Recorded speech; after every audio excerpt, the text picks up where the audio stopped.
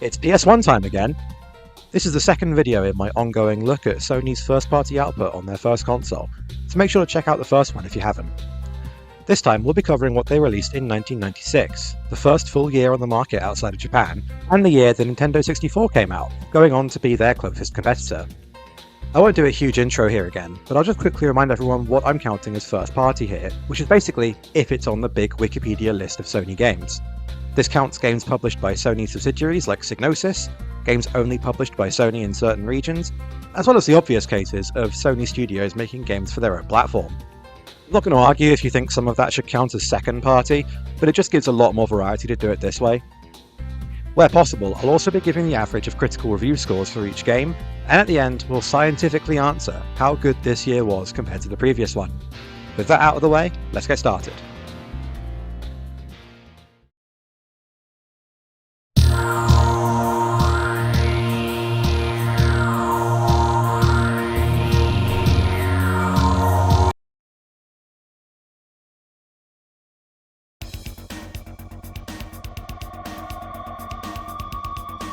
We kick off the year's offerings with a title from Psygnosis. Krazy Ivan, or Krazy Ivan if you're going to pronounce it the way it spells itself, is a mech shooter about a loose cannon of a Russian soldier whose job is to single-handedly defeat an invading alien army. Let's get to the chase though. The main reason to give this a look is the ridiculous live-action cutscenes. Sarah Stockbridge's performance as Lieutenant Kataya has to be seen to be believed, with one of the most tortured attempts at an Eastern European accent you could imagine, and the facial expressions to match. Genuinely, what is going on here? See why I'm nervous. Oh my god. Niet! Ignition is too early! I knew it! We are going to die! You have 15 seconds to achieve takeoff mode and get the shields up. You are crazy! Stabilizers now! There isn't time! Crazy, they say. Perhaps the gameplay could never live up to the promise of these cutscenes, because sure enough it is pretty bland.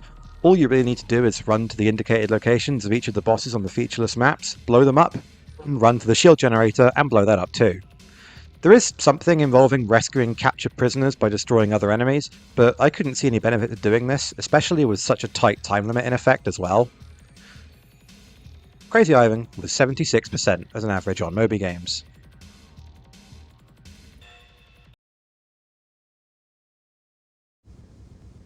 This is the dwarf. He's slow but packs a real punch. Try for a headshot and keep moving.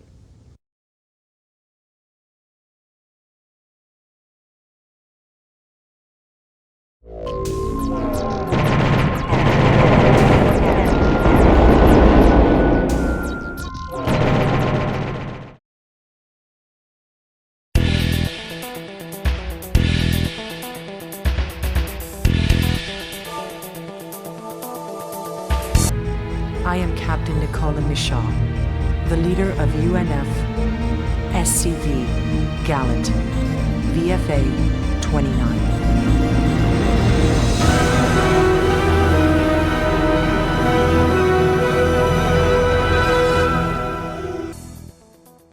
Fascinating thing for me about going back to the early days of the PlayStation like this is when you get a sense of just how uncertain the future was for games in a CD-based, 3D graphics-based future.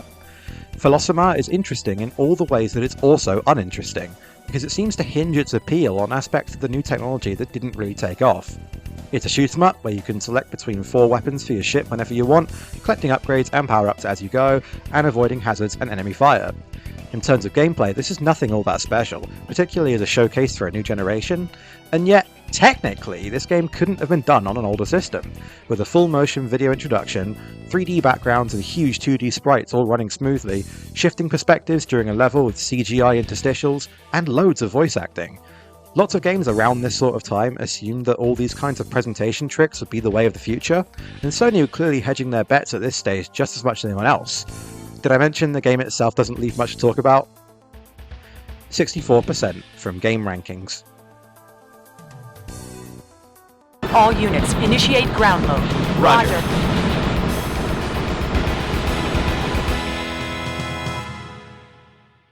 Change to ground mode.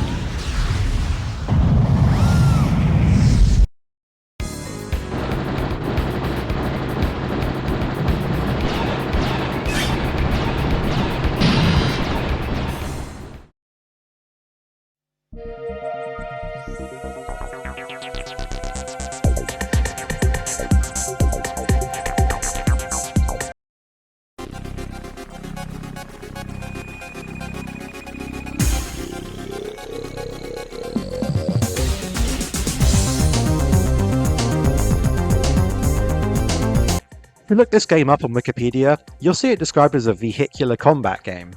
I think that's a bit like calling Tomb Raider a shooting game just because it's got guns in it, because Assault Rigs is actually more like if Robot Wars did Captain Toad Treasure Tracker.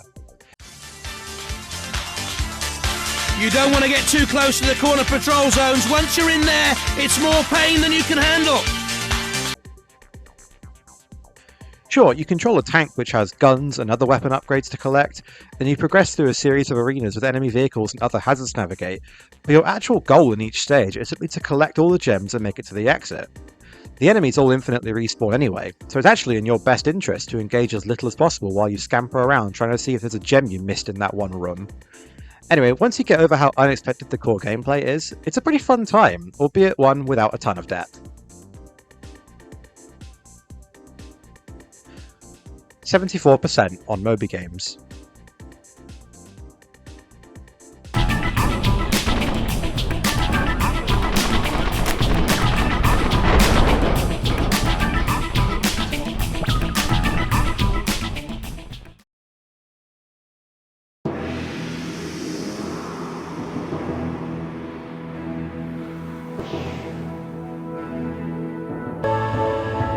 Welcome to MRP6F. Proceed directly to the control room for your Voss mission briefing.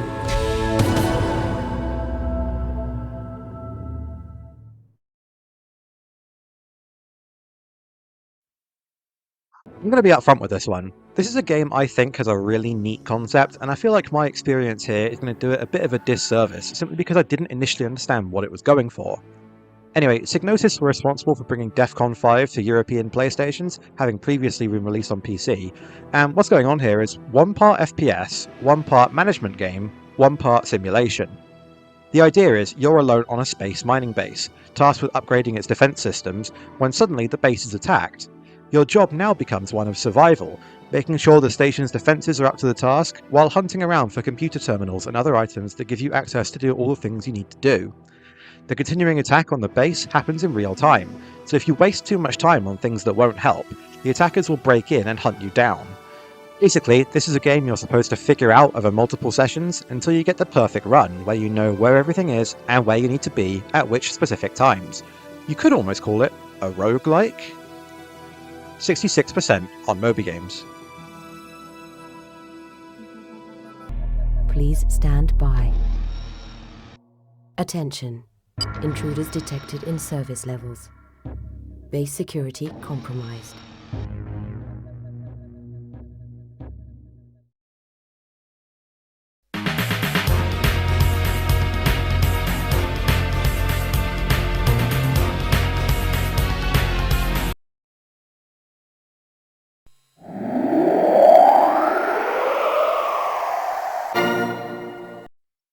The first Namco game on today's list. And just to refresh anyone who might have forgotten, Sony published most, if not all, Namco games on the PlayStation in Europe, so this is far from the last we'll be seeing of them here. Starblade Alpha is a remake of a 1991 arcade game simply titled Starblade, and it's a rail shooter where you pilot a space fighter on a mission to destroy a planet-sized superweapon and the army that supports it to prevent them from coming to Earth and blowing us up. Someone's seen Star Wars. I mean, the way you destroy the Red Eye is straight out of Return of the Jedi. Anyway, the original arcade game was a pioneer in its day, with groundbreaking 3D graphics and presentation that went on to inspire generations of cinematic rail shooters, but this PlayStation version doesn't impress all that much. Even though your only control is the aiming and firing of your weapons, the conversion of an arcade flight stick to a D-pad makes it feel unresponsive and sluggish.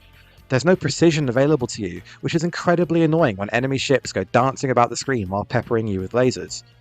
The other fundamental issue is that this is essentially an FMV shooter. It doesn't have the depth perception issues that some other games like this do, probably because your view isn't blocked by your own shit, but being rigidly stuck to a single path meant that enemies and hazards were always appearing out of nowhere. I get that it's an arcade game and this sort of design exists to make sure that you put more coins in, but that doesn't make it not aggravating.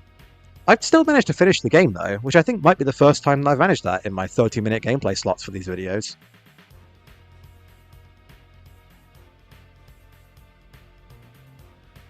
%61% on Moby Games. Located enemy flagship command. Geosword, come in, Geosword. This is Team Leader. Destroy the control center. Geosword will cover you. Over.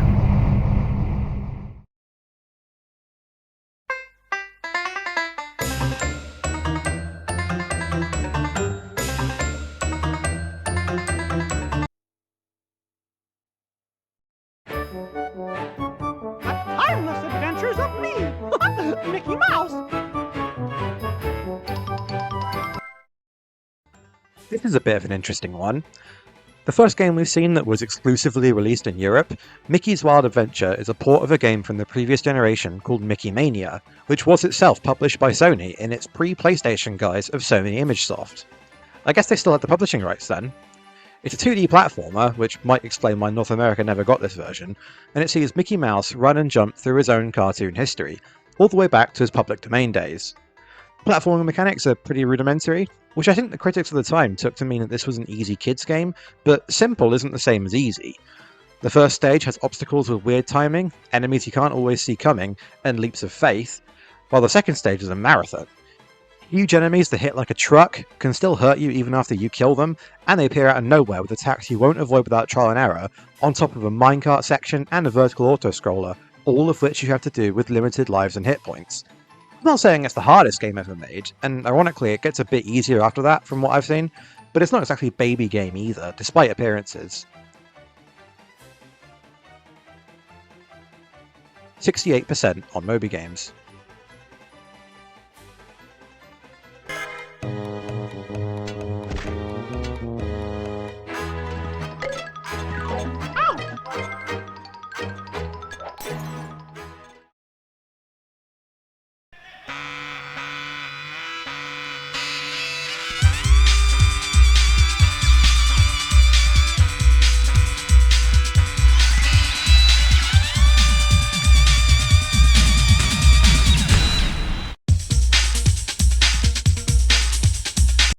Sony's take on all the major American sports leagues that started in late 1995 continues with NBA ShootOut. If you're looking for a deep analysis of how this is as a basketball simulation though, I invite you to listen to me. Do I sound like I know anything about basketball? Everything I know about this sport comes from High School Musical and the out-of-context clips that are always on Reddit's r/all. So my journey began by getting my head in the game and picking the nuggets. Hopefully they taste yee-haw. Even though I had the game type on simulation, it didn't really feel like it. I always think of basketball as being a sport where accuracy and technique are key, but getting points in this game felt equal parts generous and random. The shoot button always sends the ball flying towards the hoop, even if you're at the other end of the court. So essentially it's doing some RNG that's presumably weighted by the player stats and distance to determine whether you'll score or not.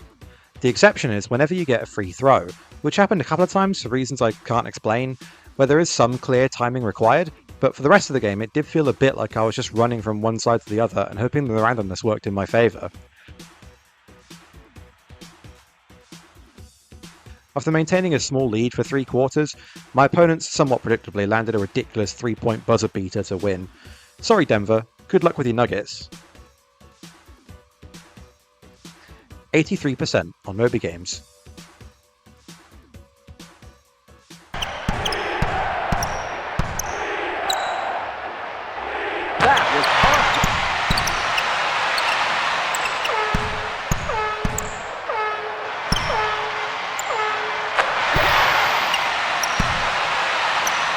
From way downtown.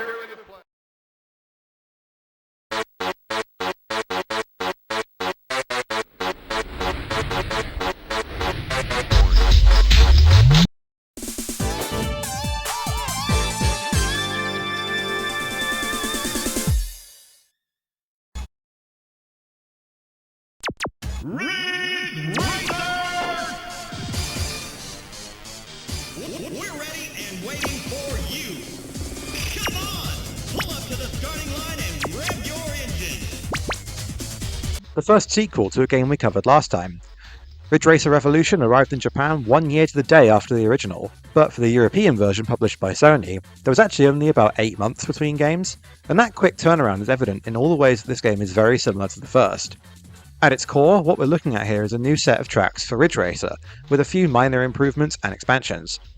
The course environment is perhaps less iconic than the first game, but it is more visually interesting, with the city streets and highways giving way to mountains, beaches, tunnels, bridges and canyons. The music is expanded from the first game, although much of it is taken from the arcade version of Ridge Racer 2, which is weirdly not the same as this game. In terms of gameplay, the only real revolution on offer here is a rear-view mirror in the first-person view. The enthusiastic commentator, back from the first game as well, can now encourage you to block your faster opponents, sportsmanship be damned.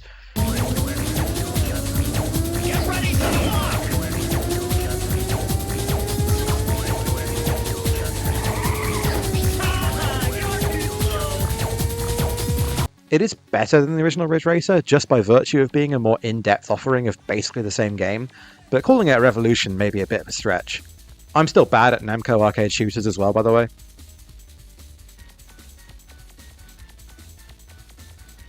%84% on Moby Games.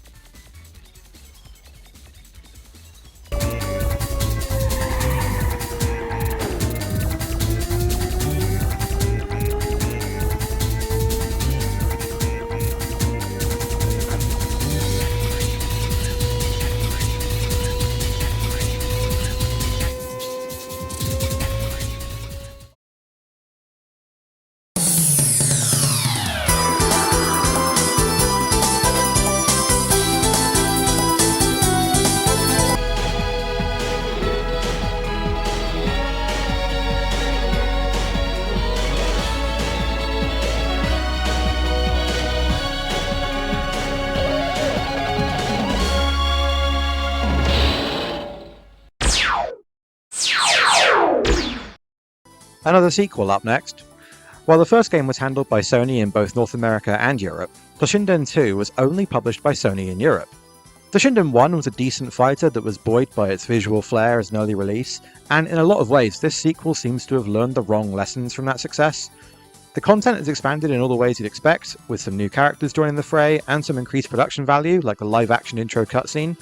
The graphical fidelity is also much improved over the first game, with better quality backgrounds, higher polygon models of the fighters, and some neat lighting effects. Unfortunately, that same attention to detail wasn't paid everywhere. I couldn't help noticing that the characters all used their Japanese voice lines, which I wouldn't normally pick up on, but the first game had characters in the international version speaking English, so to skip that in the sequel feels like a step back. In terms of gameplay, it has the same problem of feeling slow and hard to get into a rhythm as the first game had, and the AI opponents can pull off their specials whenever they want, leaving you stun locked and or with a huge chunk of your health gone in an instant.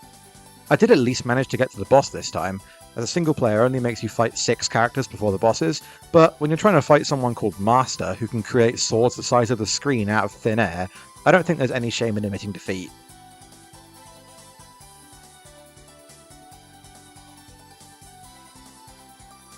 %74% on Moby Games.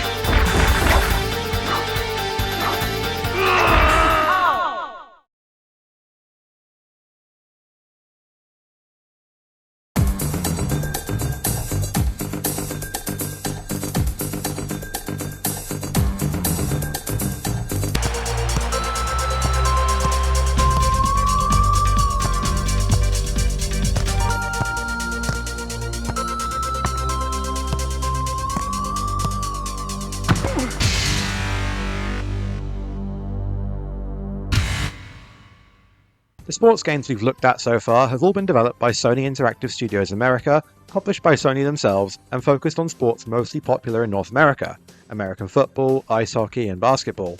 It couldn't be more appropriate that the first football, as in soccer, game is instead an offering from developers FDI French studio, sometimes known as Signosis France, with sponsorship and egregious product placement from Adidas.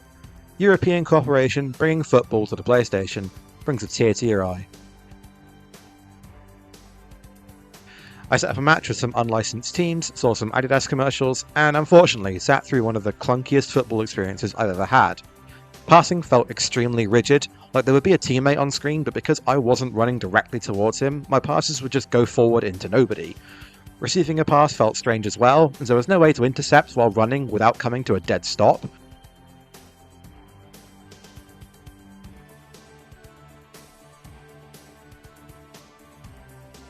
The opposing keeper was absolutely perfect on almost all of my shots, while the same couldn't be said of mine.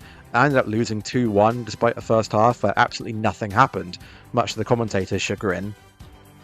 This game still lacking something. Just needs a spark now to get the game going.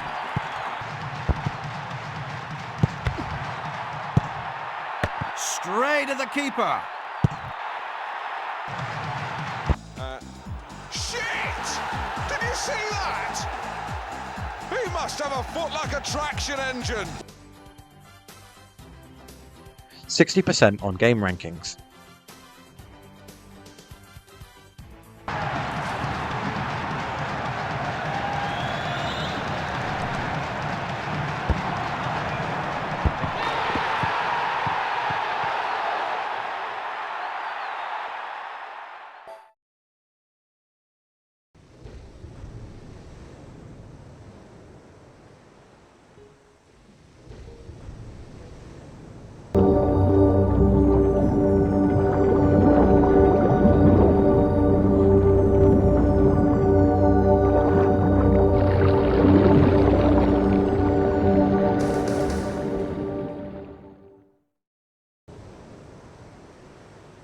Frankly, I'm amazed this got a worldwide release, and with first-party blessing worldwide to boot, because Aquanaut Holiday fits right in with a stereotypical Japan-only experimental PlayStation game that inexplicably everyone on the internet seems to have played. At its core, this is a simulation of the underwater realm. You control a one-man submarine in a massive area of open ocean, with a variety of sea creatures to observe and the occasional structure or point of interest dotted around, but you're not required to engage with anything in particular. I guess imagine something like Pokemon Snap, but if there was absolutely no objective, you're just observing the wildlife and seeing how they interact with things. The only way you can affect anything is if you drive into a bigger creature, it'll bounce off you, or you have access to 4 different sonar pings, at least one of which will cause a response from each of the marine species you'll encounter down there. Anyway, there is sort of a goal here, although you'd need to have the manual or the suspicion that you're missing something and googling it to find out. As you explore more of the seabed, you unlock more blocks to place on this artificial reef minigame thing. Placing the right blocks attracts more creatures, and once you've built up the biodiversity enough, apparently you get told you win. Looks like it'll take a while though if the length of this bar is anything to go by, and it's probably no surprise that the reviews of the time didn't really get what this was going for.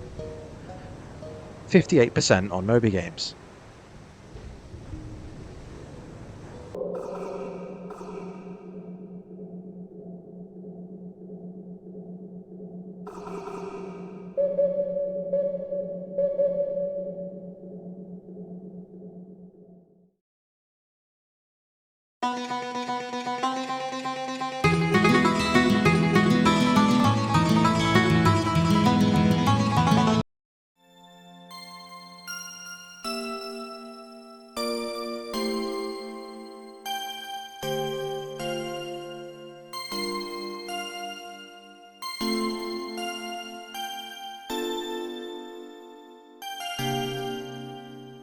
First things first, this game was only released in Japan, but I'm playing the English fan translation released in 2022 here.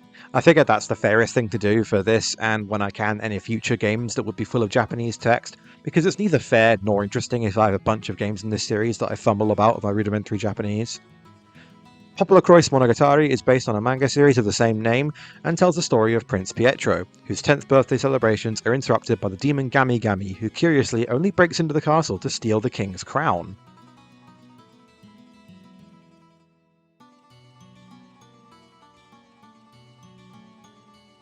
With the attempt on his father's life leaving him scarred and deformed, Pietro decides to set out to make things right. The quest takes the form of a tactical RPG, where positioning and battlefield strategy are key. While I like the principle of battles taking place seamlessly on the overworld, it did make some of the cramped level design and brutally frequent random encounters pretty annoying on occasion. Running from battles isn't much of an option either, because either it doesn't work and you have to fight anyway, or it succeeds and you literally run away to somewhere else on the map. This accidentally helped me towards the way to progress when I got lost in the woods, so I guess I can't complain too much. I did really like the art style though, and the relatively low stakes for this adventure, at least in the early phase, which makes you think that this would be an ideal starting point for budding JRPG players. I gather there's a PSP reimagining of this game that did get released worldwide, so I guess that's where the impetus for the fan translation came from. I could only find one review for this game, which was Famitsu giving it 33 out of 40, which translates to 83%.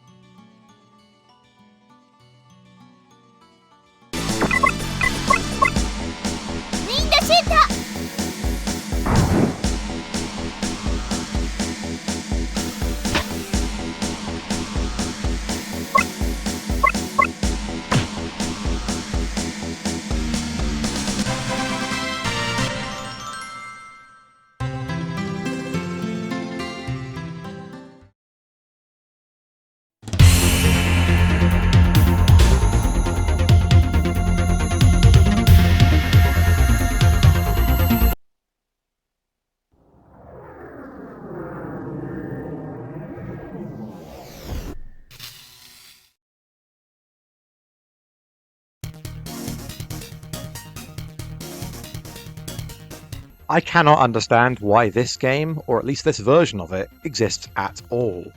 I know why I'm talking about it. Galaxian 3 is a Namco game, so Sony published it in Europe, but you don't need me to tell you how weird it is that this came out on PlayStation so close to Starblade Alpha, another Namco game that was also an FMV space shooter. It's very similar to that game in a lot of ways, so let me use this opportunity to give a bit of a history lesson. The Galaxian 3 arcade machine was first released in 1990 as an attraction at the International Garden and Greenery Exposition in Osaka. The machine was a feat of engineering, a 28-player immersive experience, where players were seated around the centre of a 360-degree chamber as the game was projected onto the walls around them. The seats were hydraulically powered to move around and simulate the feeling of being on a starship at war. The game was a massive hit at the, again, International Garden and Greenery Exposition, but some downsizing was needed to give the game much of a wide release. After the 28-player behemoth came a 16-player version, and then a much downsized 6-player version. 6 years after original release and 3 years after the 6-player version hit arcades, it then suddenly got a PlayStation port, with 4-player support and a new campaign. I guess it's nice to have an archive of this game in some easily accessible format, but half the point of Galaxian 3 was the spectacle. Without the scale of the custom arcade machine and the hydraulic seats, all you get is a pretty bland rail shooter. 53% on Moby Games.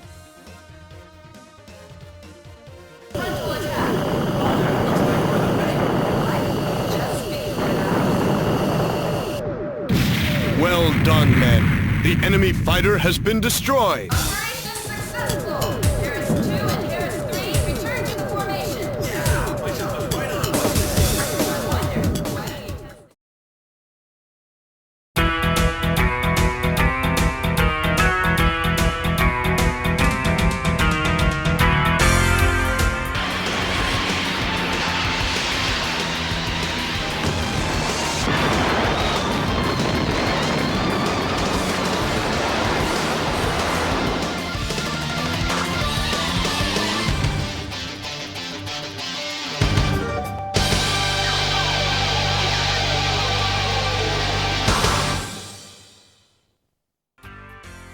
It didn't occur to me how many flight simulator-ish games were part of the PlayStation's early library, but the more I think about it, the more sense it makes. 3D showcases were obviously the name of the game, and if you could make a game about dogfights work properly, you can make an experience that couldn't have existed on all the systems. Bogey Dead 6 is therefore cut from similar cloth as 1995's Air Combat, but doesn't quite reach that game's level of arcade satisfaction. The interface is cramped and claustrophobic, having a cockpit superimposed on the screen at all times doesn't give you much of a window for tracking anything you're supposed to be looking for, and coupled with an odd feeling in the way altitude controls work, you'll be scrambling around trying to even locate the enemy planes. The missiles aren't as perfect as their air combat counterparts, more realistic perhaps, but why tell me you've got a lock if the missile is just going to fly right past them? The weird thing is, the particularly bad first impression comes from the training mode. The actual game is nowhere near as tough as this, at least to start with, but I was really worried I'd had an awful time after failing to complete the training mission twice in a row.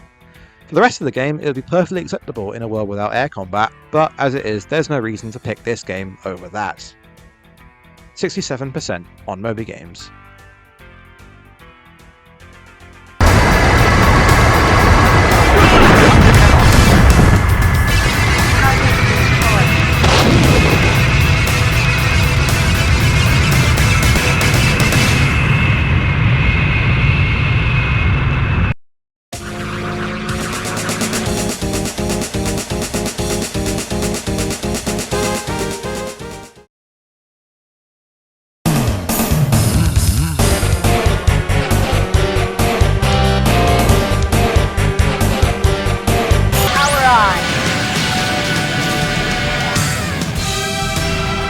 They're having way too much fun down there. We'll take care of that.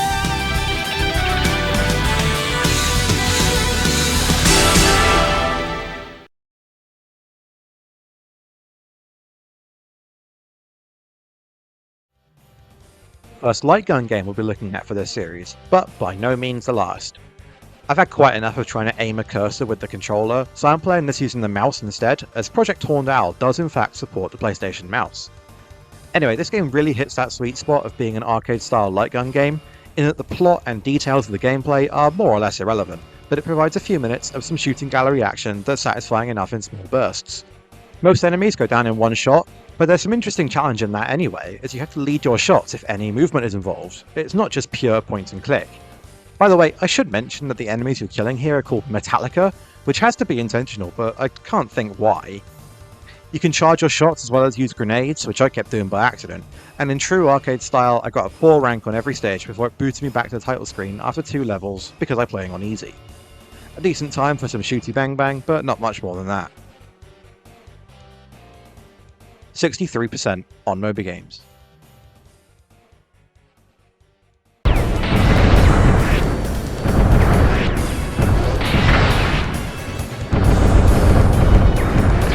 Reload.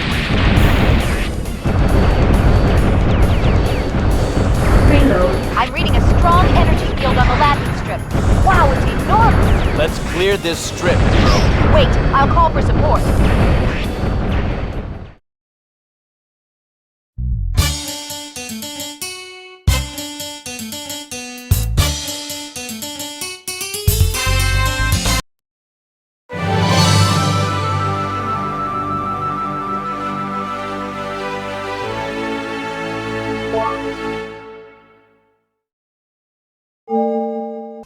How on earth do you review a compilation like this in a format like this? Let's find out together, it won't be the last time we see one of these. Namco Museum Volume 1 is not only the first of the series to appear on PlayStation, but the first altogether. There's 7 Namco arcade games from the 1980s on offer here. Quickfire round. Pac-Man is Pac-Man, Rally X is worse Pac-Man, New Rally X is better Pac-Man, Gallagher is Gallagher, Bosconian is better than I expected it to be, Pole Position doesn't play like Outrun as I assumed it would, and Toy Pop thinks it's on the team. The museum branding is earned less by the games to play than by everything else. These are surprisingly faithful emulations of the original machines, even down to the dip switches if you want to change some settings. But the real selling point is the 3D virtual museum, where you can wander through themed exhibits for each of the games, checking out some memorabilia and old promotional material, before getting to a lovingly recreated 3D environment where the machine sits ready to play. While this presentation is impressive, the load times are a significant issue. I would have loved to check all the exhibits, but there's simply not enough time in the day for all this loading. I guess you could make the point that you might not like all the games on here, but it's not like they're hiding anything. If you don't want to play Pac-Man or Gallagher, nobody's forcing you to, you know? 75% on Moby Games.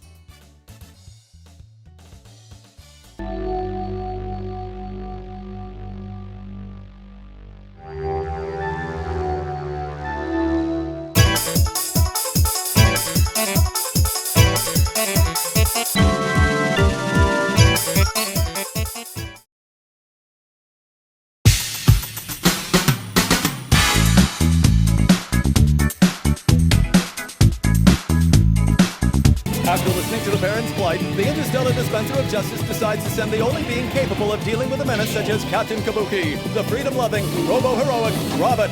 Tuned up and ready to go the distance, Robert leaps to the scene. Jumping Flash 2! Big Trouble in Little Moo! I kind of unexpectedly fell in love with the first Jumping Flash after playing it for the last video. It hit that perfect sweet spot of satisfying gameplay in a pick-up-and-play format that meant you could just take an hour or two to leisurely play the entire video game. It is therefore my great pleasure to tell you that Jumping Flash 2 is a sequel that takes the approach of if it ain't broke, don't fix it. It's so much an expansion to the first game that I can't really say much more about it that isn't just repeating myself. I guess technically you're collecting these little guys called Moo-Moos instead of the jet pods from the first game, but they're exactly the same apart from appearance, so I'm not sure that counts either. The most uncanny thing on that note was that World 2-2 was an indoor stage where combat was important just like it was in the first game. Basically, what I'm saying is, if you liked the first game, this is the second half of a game twice that length. 78% on Moby Games. Got another!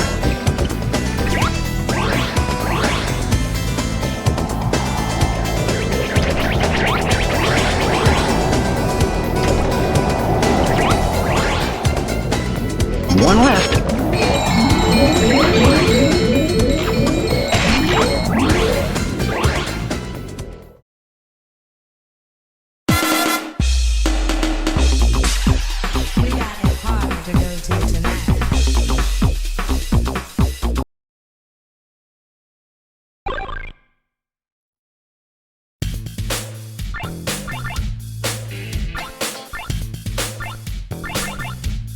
You should know one thing about my gaming tastes, is that fighting games are a massive blind spot for me.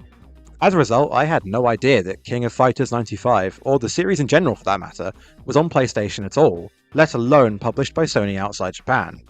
Genuinely, all I know of SNK Fighters is Terry Bogard being in Smash Bros. Ultimate, so this is very much a first impression situation all round. Firstly, I love the way this game looks. I think the critics' opinions show what an anti-2D bias there was at the time, but I think these sprites are incredible. The backgrounds are so colourful and well realised, and even as someone with barely any knowledge of these characters, there's enough style in the presentation to figure out their personalities anyway. I don't want to speak too much about the gameplay in case I say something stupid, but to me it felt pretty good. Moves felt deliberate without straying into stiff territory, and I was able to make good use of a few character special moves, which for 30 minutes of play is all I can really ask for. The biggest downside to this version of the game seems to be the load times. They're not awful, but in a 3-on-3 tag team match, which is a default on offer, there is a decently long load between each round as one side moves to the next character. Like I said before, the critics savaged this version, as its average on Moby Games came out to only 62%. Is it so inferior to the Neo Geo original, or did they just mark it down for not being 3D?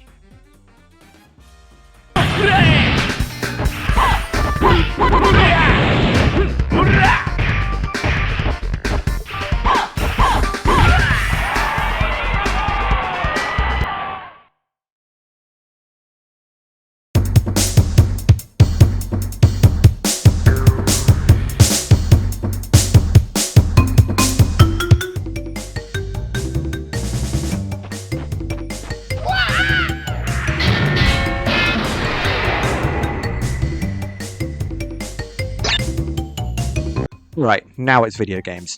It's going to be very difficult for me to be objective here, considering that Crash Bandicoot is the game that first put me on the route to whatever's going on right now when I saw it at a friend's house when I was 5 years old, and one of the first games I got with my PS1 when I was 6. Getting down to brass tacks, this is a fairly simplistic 3D platformer where a lot of the appeal is basic gameplay done right, the graphics, and the appealing characters. Can you tell I'm also a Sonic fan? Anyway, release timings and mascot characters put this firmly up for comparison with Super Mario 64, but make no mistake, they're very different games. This is more like if you put Donkey Kong Country on the Z-axis in terms of gameplay, with bits to jump over, structures to climb, enemies to get in your way, and a lot of fruit to collect. The gameplay depth in Crash Bandicoot comes from the crates, more than just a way to earn hit points, invincibility, and extra lives. If you can break all of them in a stage without dying, no easy task mind you, you'll earn a gem, with a secret ending on offer if you can get them all. Also like Donkey Kong, the graphics are perhaps the true standout feature.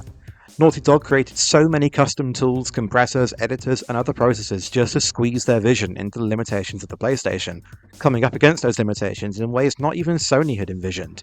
It put them on the map for a reason, and I for one long for the days when Naughty Dog used to make video games. 81% on Moby Games.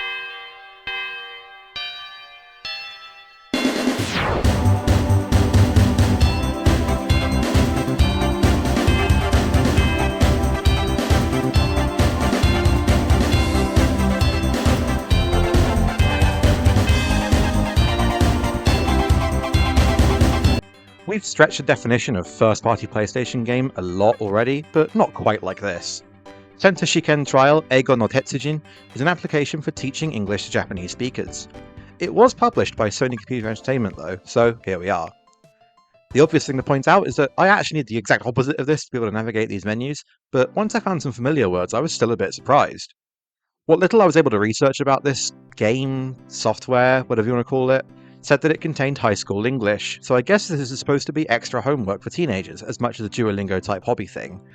And yet the questions are surprisingly complex bits of grammar, questions about pronunciation, reading comprehension, about all manner of topics all thrown together in the first unit.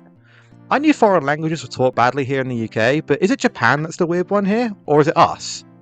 Ironically, my Japanese was so bad I couldn't figure out how to get my score on the test, but I already know how to speak proper good like, so I don't need no game telling me what's up. I couldn't find any reviews for this, so this will not be included in the average at the end of this video.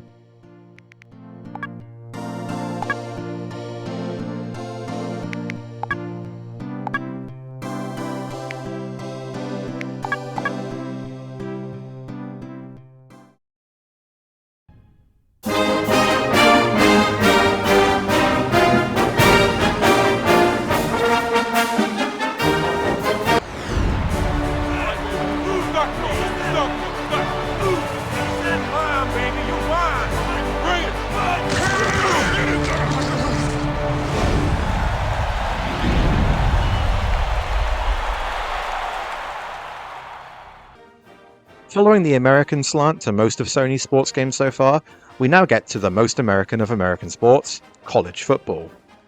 NCAA Football GameBreaker is essentially a reskin of 1995's NFL Game Day with more than 100 different teams that I believe are all officially licensed, but I'm not going to lie to you, I have no idea.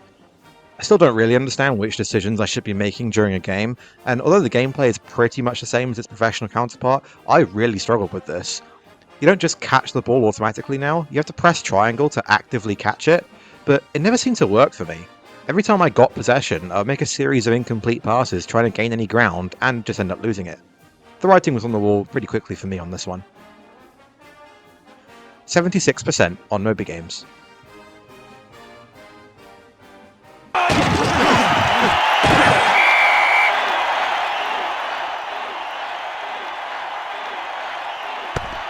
Fourth and goal on the 1 yard line. Touchdown.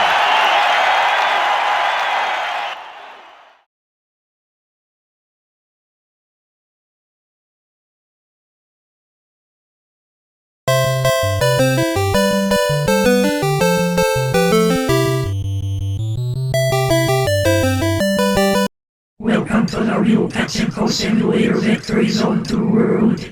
Victory Zone 2 is an operating system to play Pachinko in a cyberspace.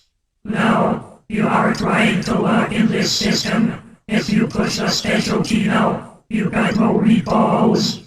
Please wait a minute.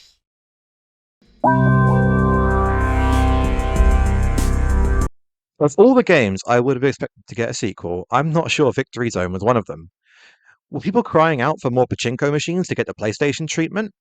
Whether they were or not, that's what we've got here. They do really lean into the simulation idea on this one, as the menu works like a computer operating system, with a cursor and a folder structure. You can drag and drop items into the recycle bin, and there's even shortcuts at the bottom that take you straight to a game. Once you're in, the major change I noticed compared to the first game is how much more annoying the sound design is here. Pachinko is obviously going to be loud and obnoxious anyway, but 2 out of 3 boards I tried out here had extremely grating sounds played for their FIFA events, and I didn't play for very long as a result. This spaceship-themed one I settled on was a lot calmer, and I think by chance also loaded in with this ridiculously catchy hip-hop track in the background, so I enjoyed that at least. I also couldn't find any reviews for this one either.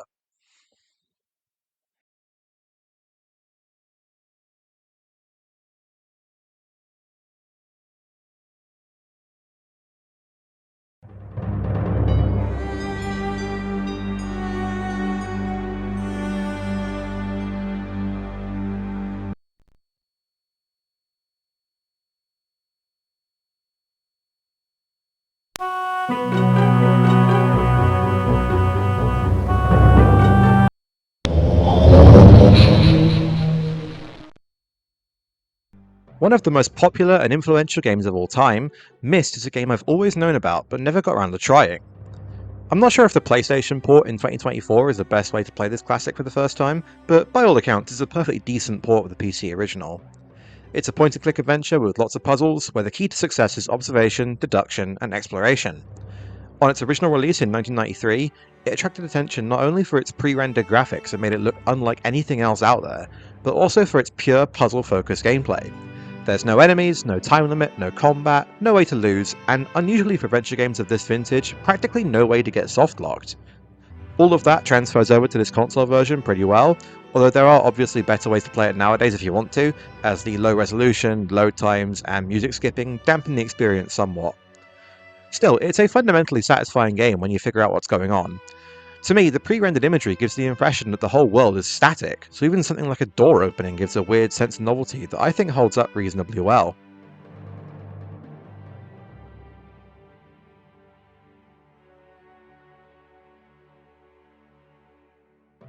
For this PlayStation version, the average was 67% on Moby Games.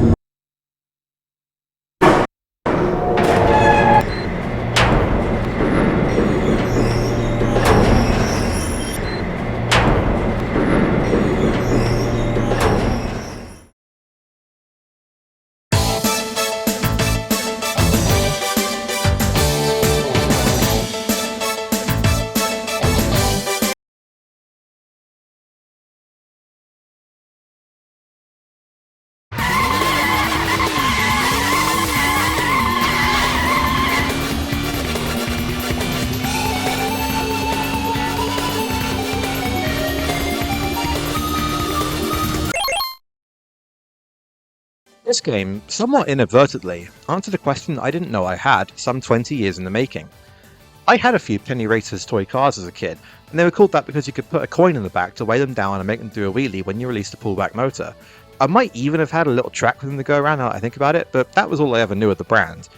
Years later, I played a PS2 game I found at a charity shop called Road Trip Adventure on a brief experiment on Twitch streaming that nobody watched, and discovered that it was a wacky RPG-like game about sentient cars.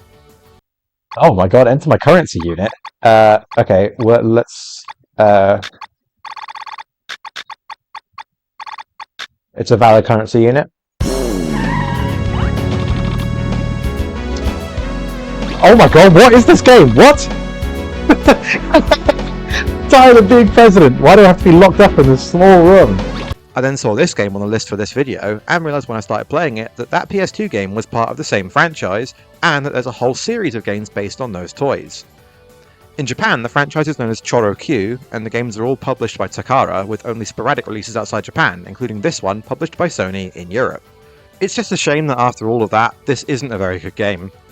In what seems to be a tradition for these games, your car starts off with absolutely awful handling, and you're only able to win the meagre prizes, leaving you unable to afford much without a ton of grinding. This made it a lot more tedious to play than I was hoping, which is a shame as I was really wanting to like this once I put 2 and 2 together on what it was. I'm never a fan of having to unlock better controls. Experts call it the Sonic and the Secret Rings phenomenon, and that's not a comparison anyone wants. 64% on Moby Games.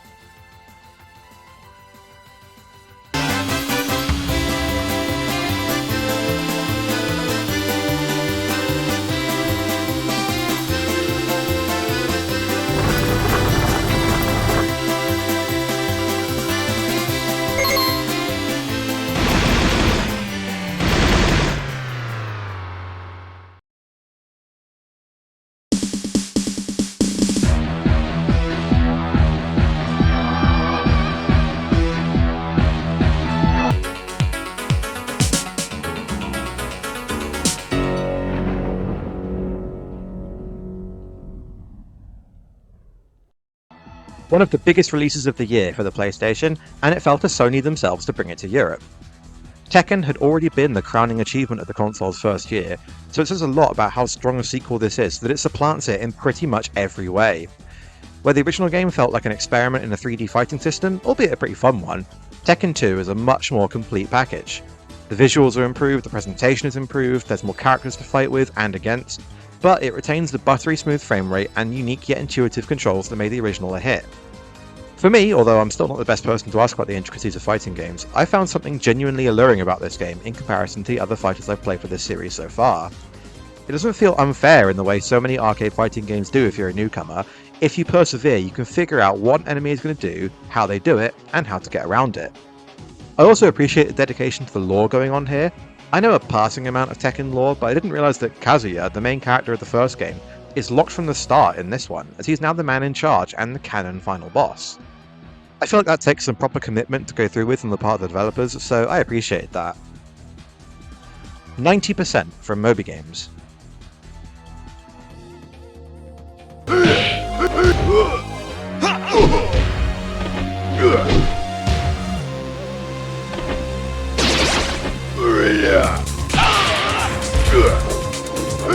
Hey, yo! You win!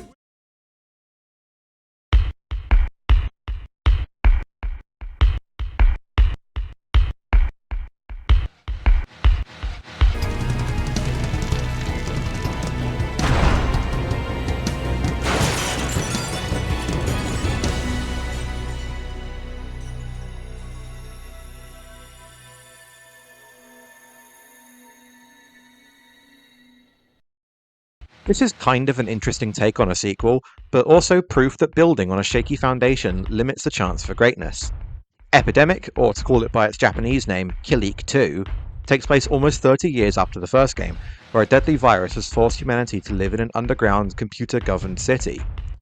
You play as the son of the guy in Kilik 1, on a mission, at least initially, to cure his girlfriend of the virus by risking his life to find a way to the surface.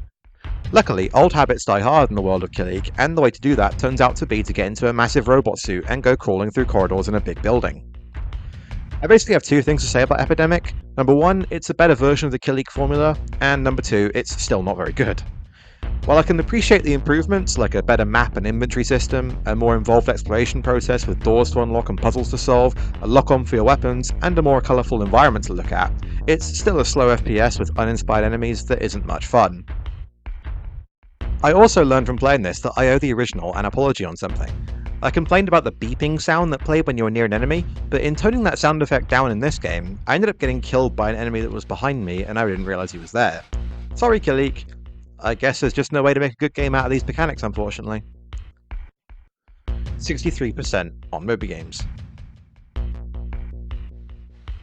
Detected by surveillance system.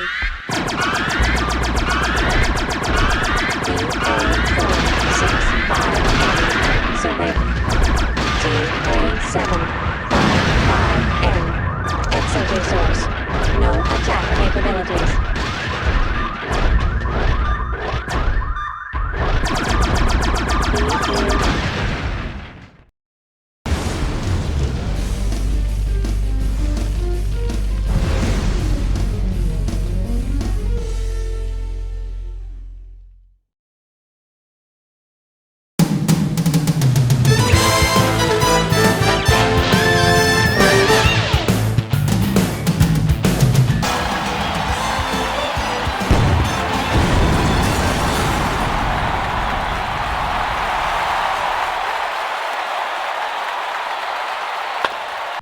To answer what may be your first question with MLB Pennant Race, as it was mine, a pennant is a type of flag that gets flown by the baseball team that wins their league.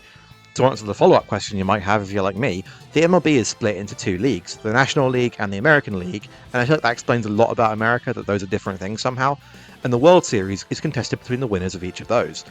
That's baseball out of the way, but for video games about it, I'm afraid you're always going to have to prove why you're any better than Wii Sports. If not that, then the Yakuza 6 minigame. That's the only reason I knew why I shouldn't swing for pitches like this anyway. The presentation here is in the typical Sony Interactive Studios America sports game style, and I have to say the sprite-based graphics really don't do the batting any favours. Depth perception is very handy in this sort of situation, and I never really got the feeling that it was obvious why my hits were doing what they were doing. This is basically the problem I have with all baseball games. So much of what happens is out of my control when all I can do is press a button to hit, and pitching doesn't really work if you can't psych out the opponent. Disclaimer, if the beginning of this segment wasn't obvious, I might have no idea what I'm talking about. 74% on Moby Games. 2-1.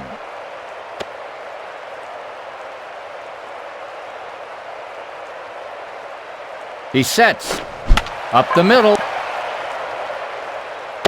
He scores! Safe. RBI single. Runners at first and second. Now batting, Fernando Vina.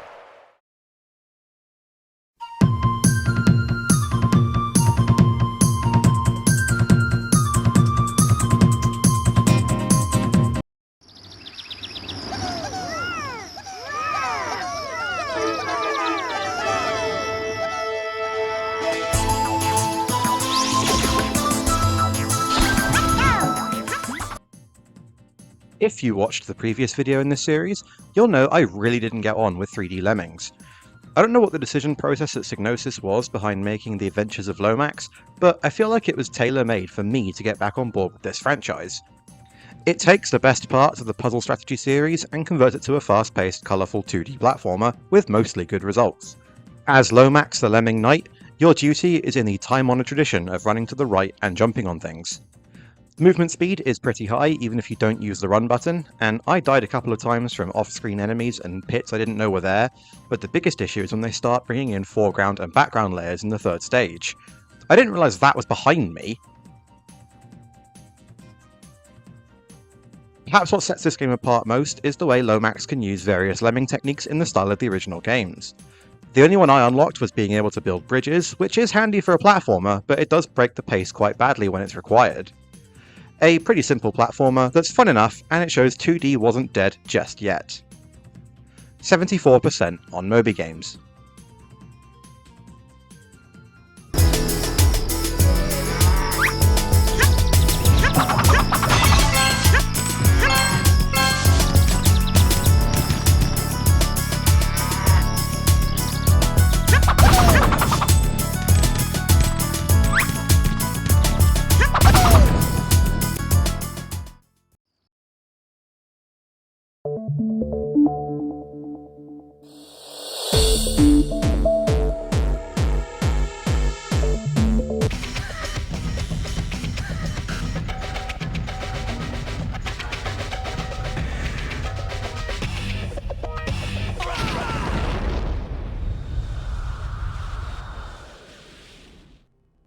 No series commits to an aesthetic quite like Wipeout.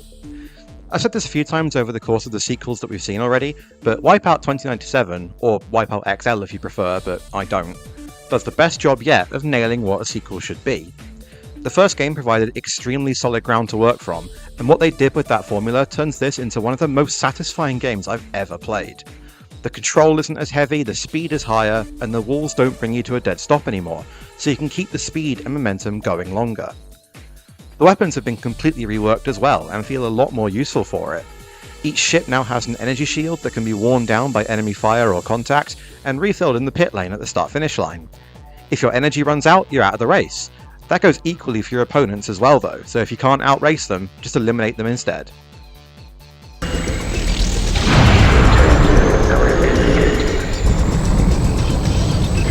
And of course the soundtrack is still top tier. I mean, this one's got Firestarter by The Prodigy on it. I don't think it gets more 1996 than that. 91% on Moby Games.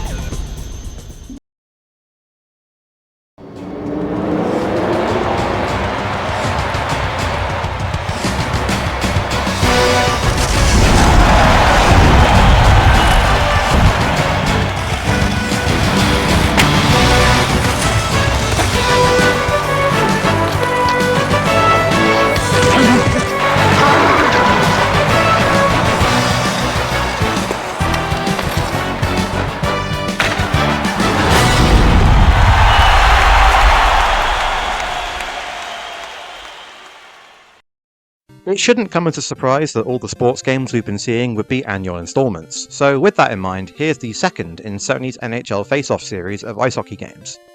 Last year's Games was my favourite of the sports simulations I tried out, so I was looking forward to some more chaos with this one, and I would say it delivers. Obviously, I'm not going to be getting the most out of these games as someone who doesn't really know anything about this sport, but just a quick exhibition match gives a burst of fast-paced fun, even if you end up losing in overtime through some incomprehensible goal by Brian Leach. Don't know if I missed this in an option in the last game, but I had fights turned on this time, so I even got the punch-up action I was looking for as well.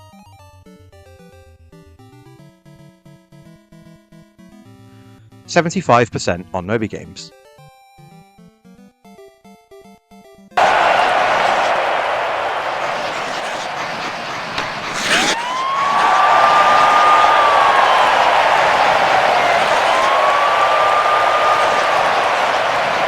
Red Wings goal, scored by Slava Kozlov.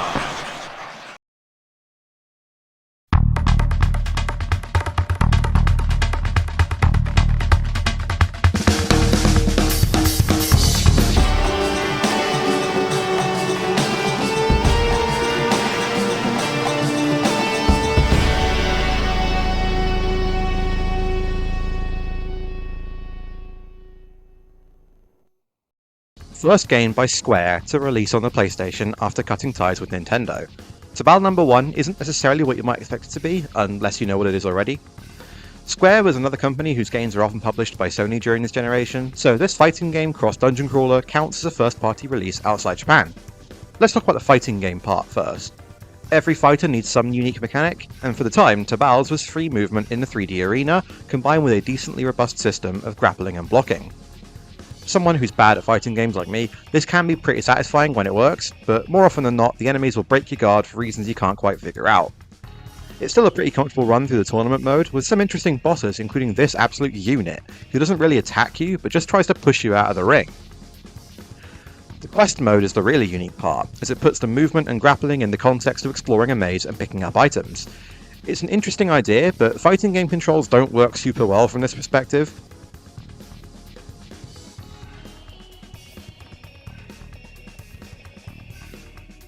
It's also worth noting that the character designs are all done by the late Akira Toriyama, but I can't help feeling like the untextured polygon look of this game's graphics limit the effect of his art style. And the real elephant in the room is that when this first came out, it included a demo for Final Fantasy VII. 82% on Moby Games.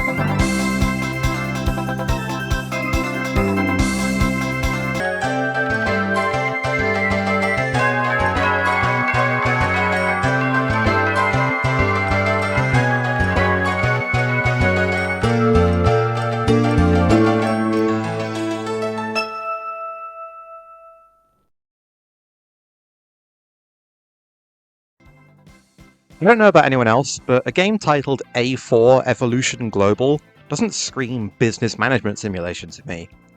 Nonetheless, that's what we have here, with the European release being published by Sony.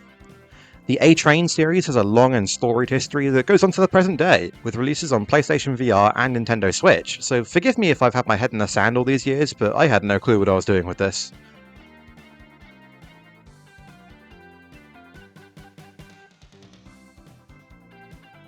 The idea is, you're the head of a transport company, with a small loan of $48.3 million in hand, and you need to make a profitable transport network.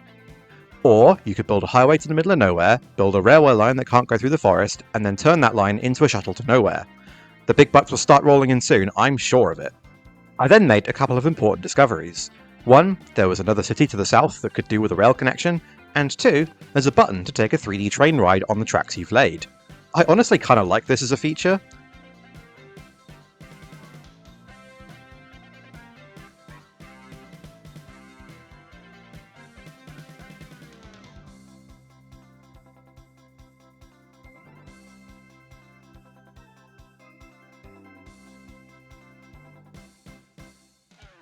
Unfortunately, my new train linked directly onto my shuttle to nowhere, and the endeavour ended in a horrific head-on collision.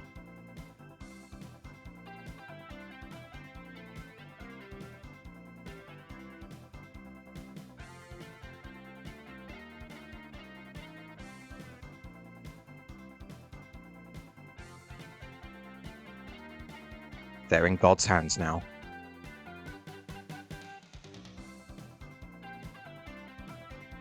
%72% on Moby Games.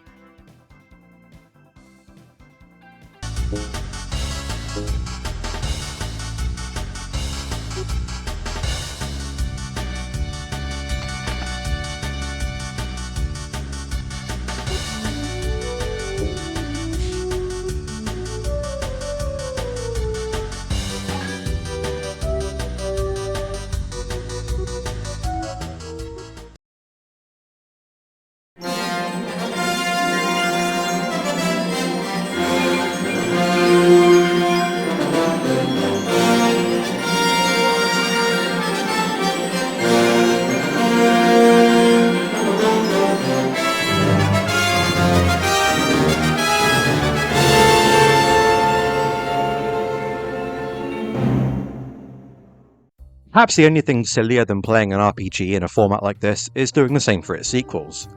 I've had a skim of the plot summary for the first game, and it seems like it ends on a bit of a cliffhanger, but luckily for me, Arcgalad 2 opens on a completely new character and scenario. This time we take control of Elk, a bounty hunter who witnessed the destruction of his village as a child before being kidnapped and experimented upon by the invading army. Taking odd jobs at the Hunters Guild leads him to a job to thwart a terrorist attack, and inadvertently to meeting Lisa, a girl with the power to tame and command monsters. This leads nicely onto the major gameplay diversion in this sequel, as the Hunters Guild isn't just a backdrop in the story, but rather somewhere you can check in for bounties to complete, for both money and guild merit. Combine that with how you're actually walking around towns instead of just being shuttled between locations like the first game, and the world feels a lot more alive here. It makes battles more interesting too, as although they work the same as the first game, they're in areas you usually had the chance to look around a bit first and establish more of a strategy. Another RPG I'd be happy to dedicate more time to if I didn't have another 300 games to play for this project, sorry in advance Arc 3. 82% on Moby Games.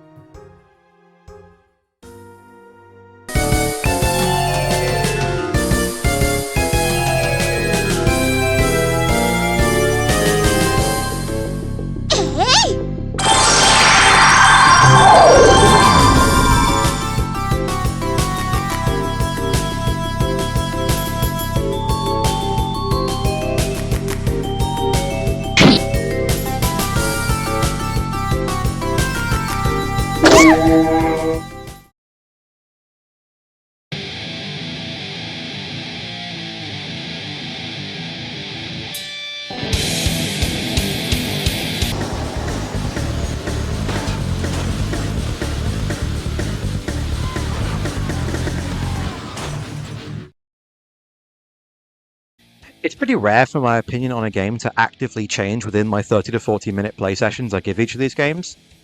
Destruction Derby 2 is a game I've had in my collection for about 20 years, but I never really played any of it. My memories of it are of frustrating control issues and races I could never finish, but time heals all wounds, and now I get what it's going for. Like with the first game, the idea here is to combine fast driving with flashy maneuvers and crashing out your opponents, and the scale is definitely weighted towards the latter. In other words, it doesn't really matter where you finish, as long as your exploits on the track give you enough race points to beat the other 4 cars in your division. This is a mechanic that went way over my head as a kid, but it's a really cool idea that gives a true feeling of progression to the season mode.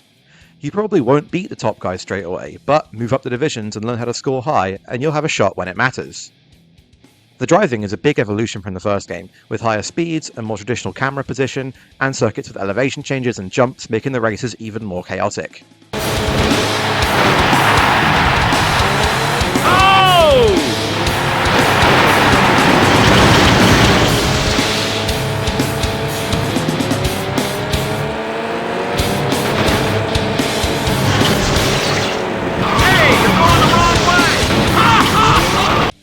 I do miss the figure 8 tracks and their ridiculous potential for carnage, but threading the needle through a canyon jump and then pitting for repairs to do it all again is a worthy replacement.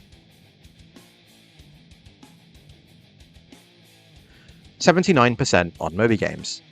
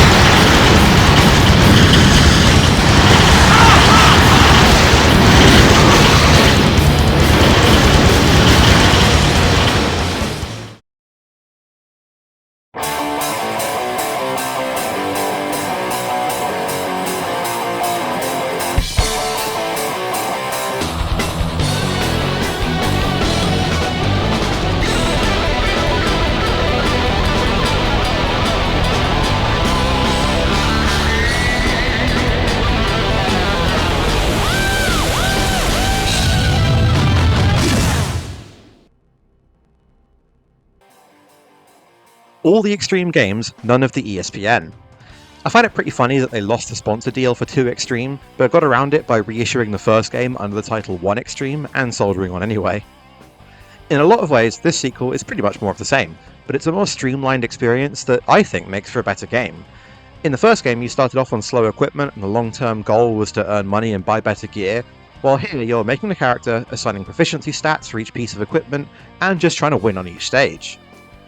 The other major change is that you can no longer select the track and sport independently. Japan is always on snowboards, Africa is always on bikes, Las Vegas is on inline skates, and Los Angeles is on skateboards.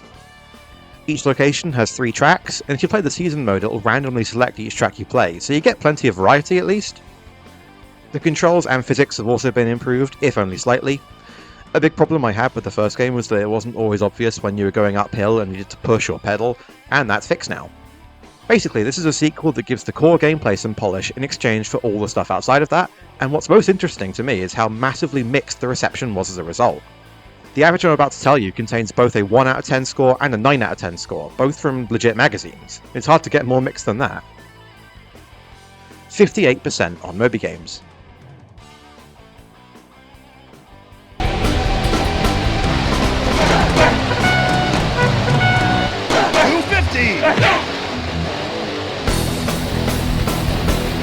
Let's rumble! Let's rumble!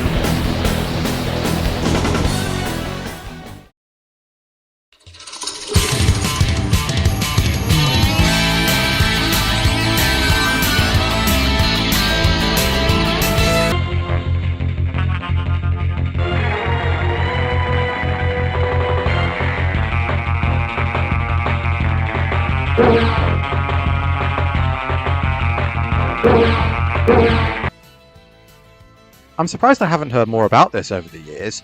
People talk about Nintendo's Wave Race series like it's the only jet ski racing game there's ever been, but it turns out there's a trilogy of first-party PlayStation games out there doing something similar. And I have to say, I quite like Jet Moto. It's pretty difficult as racing games go, thanks mainly to a system where you can be thrown off your vehicle if you make contact with something. If you're going too fast or get your angles wrong, that's a respawn coming your way, and it can be pretty difficult to catch up once you're behind. The controller's kind of weird as well. You have to manage your pitch and roll angles for one thing, but there's also a crucial mechanic where at sharp corners you can magnetically grapple to the apex and go round without losing speed. There's a lot to think about during a Jet Moto race, and it gets even more ridiculous when you pick what the game calls suicide courses, where it goes all GCN Luigi circuit and you're racing into oncoming traffic. It's a lot of fun once you get used to it though, and the music goes pretty hard as well. 69% on Moby Games.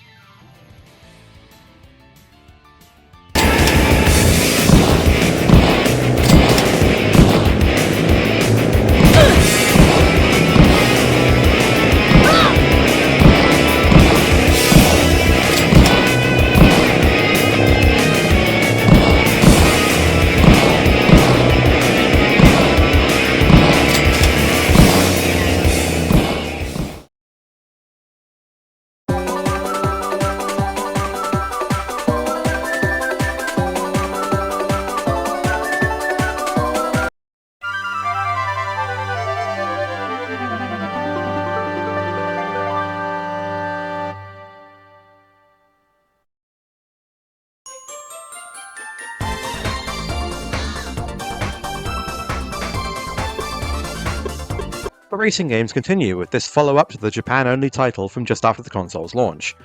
Moto Toon Grand Prix 2, which confusingly was still labelled as a sequel in Europe despite the original never releasing here, is the latest example of what I said several times about sequels already.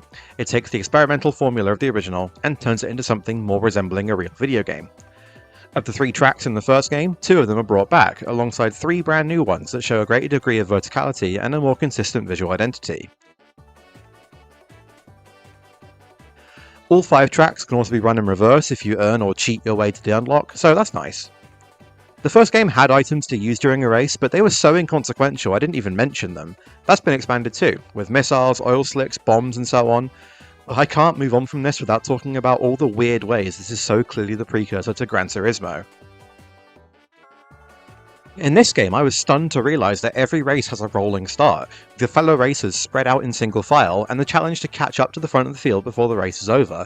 This is one of the main complaints people still have about Gran Turismo 7 to this day, and it goes this far back.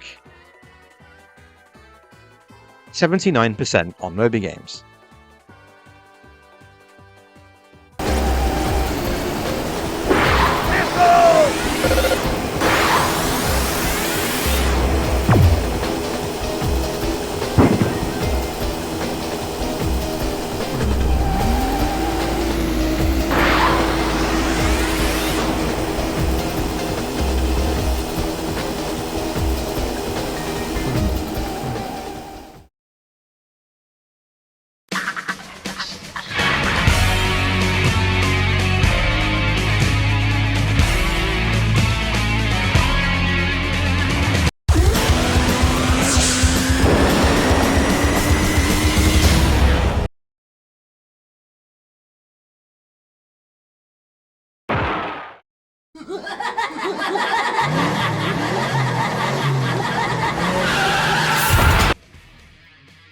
I'll say it as many times as I need to, I don't get battle modes in racing games, so I don't get Twisted Metal.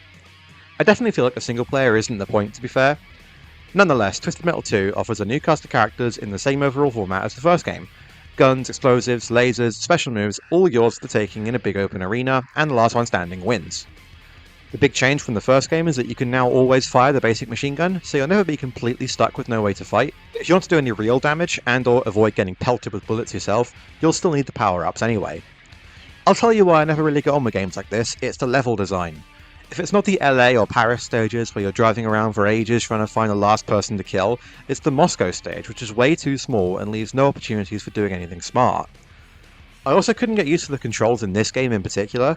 As pointed out by GameSpot, pretty much every button does something, which clearly takes more getting used to than I gave it. Still, I imagine it's better in multiplayer. 78% on Moby Games.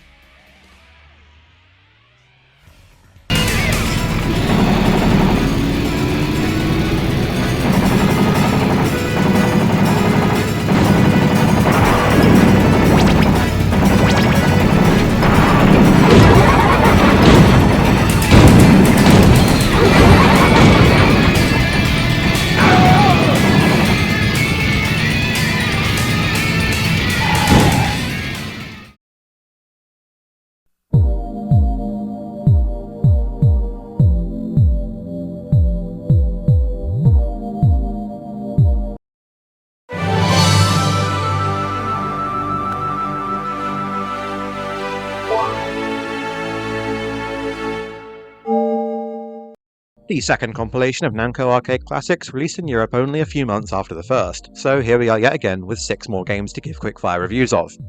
I'll keep it brief and just mention that all the museum stuff is the same as it was in Volume 1, except of course with assets for the games in this collection instead. Xevious is infamously more popular in Japan than anywhere else, so it makes sense to see it here, but once you've blown up something on the ground once, you've basically exhausted everything it has to offer. Grobda, the worst name for a game I've ever heard, and first impressions are just as bad.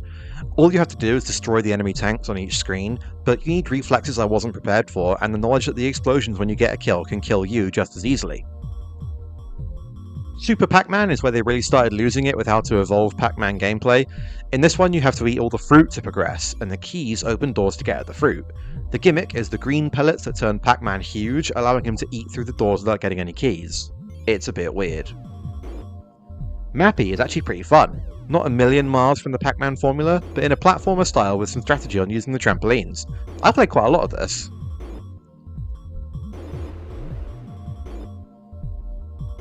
The Plus is an 80s arcade sequel through and through. It assumes you mastered the last game and doesn't ease you in as a result. I'm rubbish at Galaga as it is, so take a wild guess how my Plus game went. And Dragon Buster is an interesting one. It's nothing special to look at, but it's essentially an action RPG where you choose your path on the world map and fight through a series of arenas to find the exit. It's surprisingly fair for a game like this as well, as I actually managed to rescue the princess on a single credit.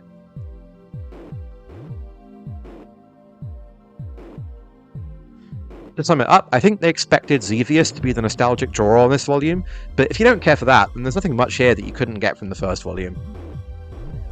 68% on Moby Games.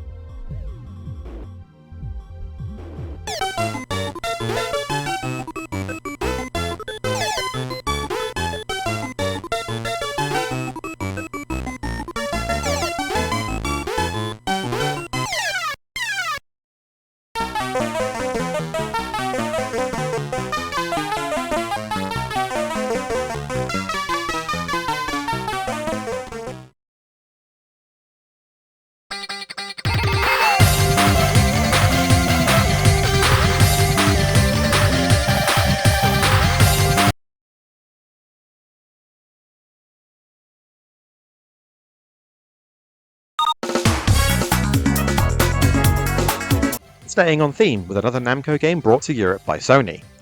Probably not a surprising one to have skipped North America, Namco Soccer Prime Goal is the European conversion of J-League Soccer Prime Goal EX. In Japan, this was the 5th game in the Prime Goal series, with all games being officially licensed by the top level of Japanese football, the J-League.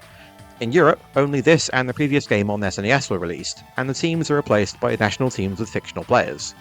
I'm waffling a bit here because ultimately this is just a subpar football game. I like the music, and the pace is definitely pretty high. No surprise this would later get an arcade port in Japan, but 2D sprites for the players leads to more depth perception issues than I'd like, and some of the gameplay quirks didn't really sit well with me. I couldn't get used to the way the control immediately switches between players when you make a pass or a cross or whatever. I get what they're going for, and that they want me to put the receiving guy in the right place, but it makes passes to escape a tackle pretty much impossible. There's also these weird scenes where a head-on confrontation switches to a behind-the-back view, where the defender has to predict which way the attacker wants to go. Neat idea, but very distracting when it comes up. Still, I managed to beat the Greek team 2-0, so I can't complain too harshly. 48% on Moby Games.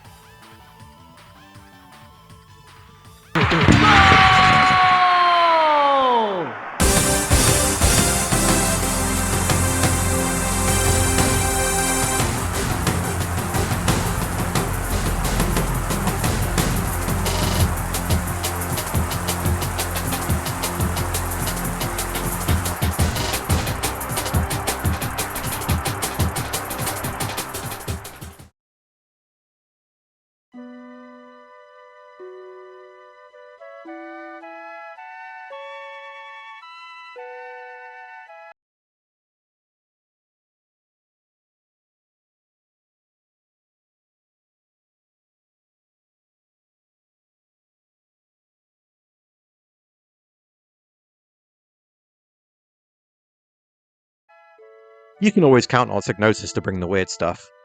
Chronicles of the Sword is a point-and-click adventure game originally released on PC, and I have to say it certainly looks like it. It's the sort of game your cousin, who you never see, would have had running on the computer in the corner of the dining room on the one time you ever went over to their house when you were 7. You know? It's also about as generic a game as it gets, with its unique points being mostly frustrations. The setup here involves Morgan Le Fay of Arthurian legend murdering Camelot's priest as part of her plot to overthrow the big man himself. The beginning of the game, however, has nothing to do with this, as rookie knight Gawain is sent to fetch Merlin with no real urgency for how a murderer is on the loose within the castle walls. That theme of no real urgency is a recurring one. You'll be guiding Gawain as he slowly wanders around the admittedly nice-looking rooms and courtyards of Camelot, bumping into the occasional NPC, and picking up items that will no doubt be important later. Dialogue scenes are interminably slow, and combined with some of the worst pixel hunt I've ever seen in a game like this, you'll have plenty of time to get used to these environments. It's ridiculous how precise you have to be with picking up some of these things, or just leaving the current screen sometimes. Voice acting isn't worth it either. Merlin somehow manages to sound like if you got Arnold Schwarzenegger to do a Welsh accent.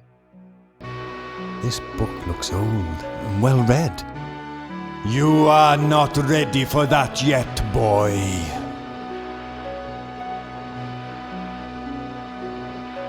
You dare to venture into my private chambers?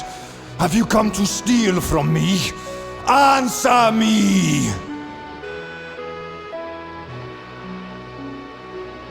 A nice round 50% on Moby Games. Strange implement, but with a multitude of uses. Here, that's mine!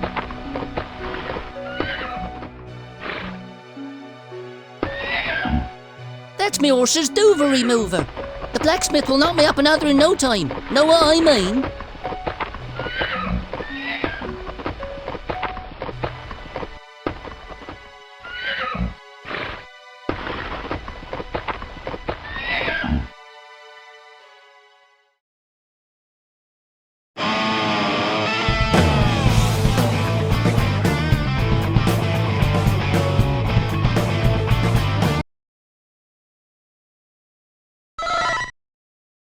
My fighting game cluelessness bites hard on this one, as I'd never heard of the Samurai Shodown series at all, let alone had any idea that Sony published this port for the third game. I will say though, I actually got quite into this one. It's a weapons-based fighter where every character can use either a slash or bust type set of attacks, representing a sort of morality system in a face-heal kind of way. Doesn't mean much to me as someone who doesn't know who these characters are, but that's a neat way to pretty much double your roster. I think I got into this mostly because it doesn't hide much from you. Fighting games have a reputation for being unfriendly to beginners, but this is a dedicated beginner class to give you a better chance, as well as moves that you don't need to dedicate a revision session to learning about. The rage moves are particularly good for this sort of thing, special moves that do a ton of damage if they connect, and it tells you what the input is when you can use it.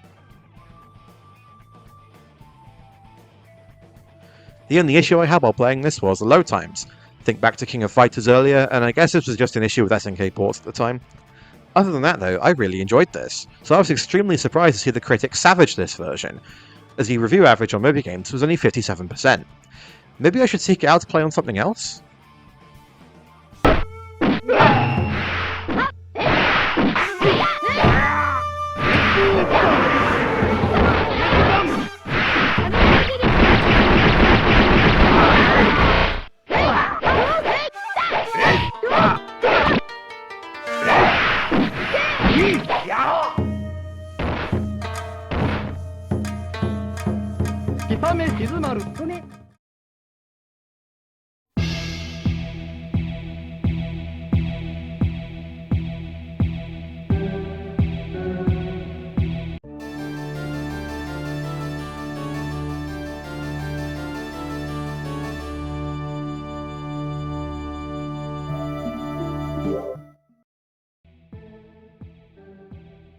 I'll put my hands up on this one. This was the game I was dreading the most when I was doing the research and saw it come up. I've never been a Dark Souls fan. Call it stubbornness, call it contrarianism, call it it's been 10 years since I last played it, maybe I'll get it now. I played it and I didn't like it, so the idea of going back to the game that indirectly inspired the Souls-like genre filled me with a little bit of dread. Kingsfield, which is technically Kingsfield 2 because the first game never left Japan, was published by Sony in Europe, and it was the only game in the series ever to come out over here. Let's just cut to the chase here. If you expected this to be Dark Souls but with PS1 crust and first-person combat, I'm happy to report it's not like that. It's a difficult, punishing game if you're not prepared, sure. I didn't relish having to start over completely because this Kraken killed me before I got to a save point, but I genuinely think I understand the Dark Souls experience a bit more now. I'm the one who gets to say, pay attention to what you're doing wrong and you'll be able to do better. Maybe you didn't notice the fact that the power bar has to fill up. Maybe you're not supposed to fight this thing yet at all. Maybe you can sprint to clear those obstacles that killed you before. Don't get me wrong, I'm not likely to play any more of this. I'm a flawed guy who doesn't like old first-person controls and the graphics are weird, but for being the first From Software game that gave me that kick of satisfaction for making it further than last time, Kingsfield is alright by me. 77% on Moby Games.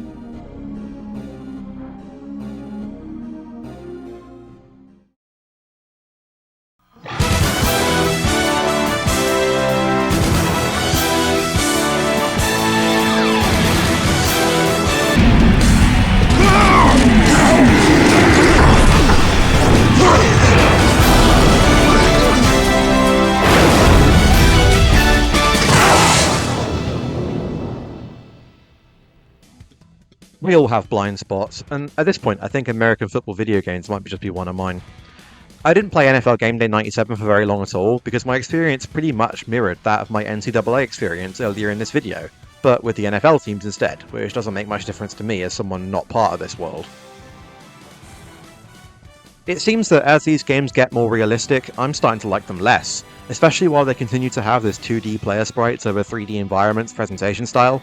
But as far as contemporary reviews go, it seems like if this was your sort of thing, this was everything you would have needed for your football fix for Holiday 96.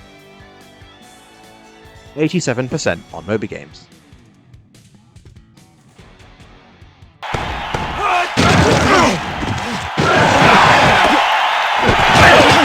Touchdown Jets.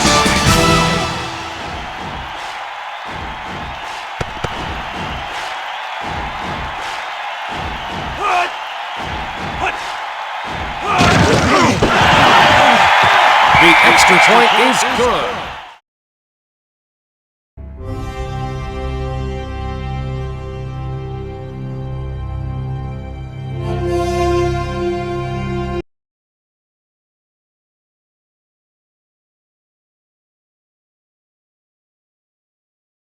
Paris in the fall, the last months of the year and the end of the millennium. The city holds many memories for me, of cafes, of music, of love, and of death. Another game I had no idea had a PlayStation release. Now, don't get me wrong, I didn't know much about Broken Sword anyway. It's a name I've heard before, and I was correct in thinking it's that game with the infamous goat puzzle, but that's about it. Sony did indeed publish this version in Europe though, after Virgin Games, publisher of the original PC version, refused to, believing that only 3D games would sell on the console. The game itself is a delight, from the visuals to the writing to the puzzle design. I didn't see much of the story unfold of course, but I saw the first hints of a greater conspiracy going on, which I'd genuinely like to see the rest of at some point, along with a varied cast of characters that toe the line between serious and silly really well.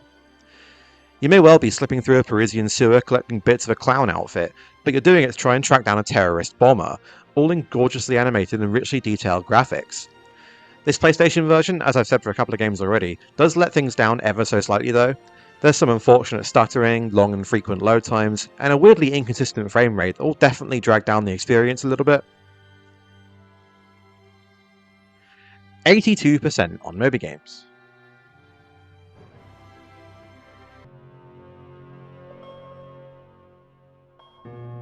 Hi there.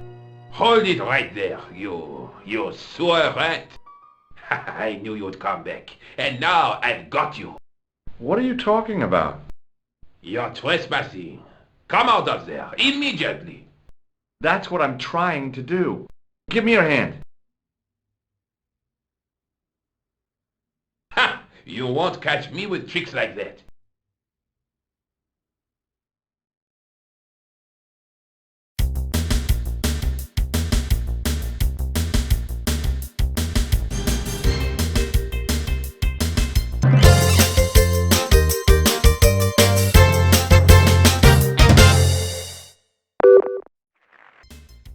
The first Sony-published tennis game on the PlayStation, which seems kinda surprising, doesn't it?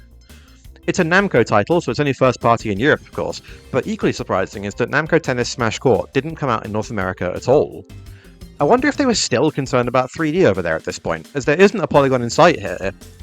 I do really like the visual design they went for here though, with the weird colours, tiled images and inspirational quotes on the menus, the chibi character designs, and the quality of the sprites in general. It's nice to look at. It's not quite so nice to play, at least not at first. I imagine you could get used to the quirks of timing your swings and combining directions with your shots to control the ball, but let's just say I'm not the only person to complain about constantly serving faults and double faults. I thought playing a doubles match would help, but both the opponents clearly realised that I was the weak link. I ended up losing that as well.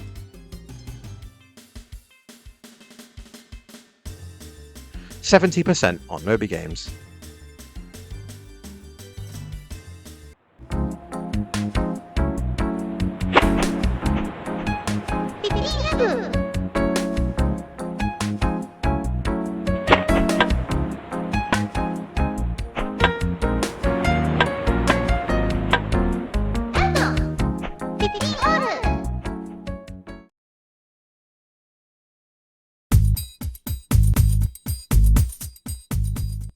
And that's going to do it for 1996. Let's get to crunching those review numbers and finding out how the year stacks up in the ongoing quest to find out which year was scientifically the best for first-party releases. Sony's worst scoring release of 1996 was Beyond the Beyond, coming in with a 44% average, which is the lowest of any game we've seen so far. It's the same story at the other end of the scale though, as Wipeout 2097 scored 91%, breaking the record for the highest score. With 46 games having review scores available to pull from, that leaves the overall average for 1996's offerings at 71.2%, while the median was 74%. Despite the range of scores being higher than last time, the median comes out the exact same, while the mean average is slightly lower. I think that scales pretty well with my experience of playing these games. While there were some incredible games on today's list in a variety of genres, platformers, racing games, fighting games, RPGs, adventure games, you name it, there were also a lot of middling arcade and PC ports, sequels that didn't do enough to innovate, and games that had lost out on the PlayStation's honeymoon period. There's even more games to come in 1997, and I'm looking forward to seeing which direction they go in from here. I'll see you then.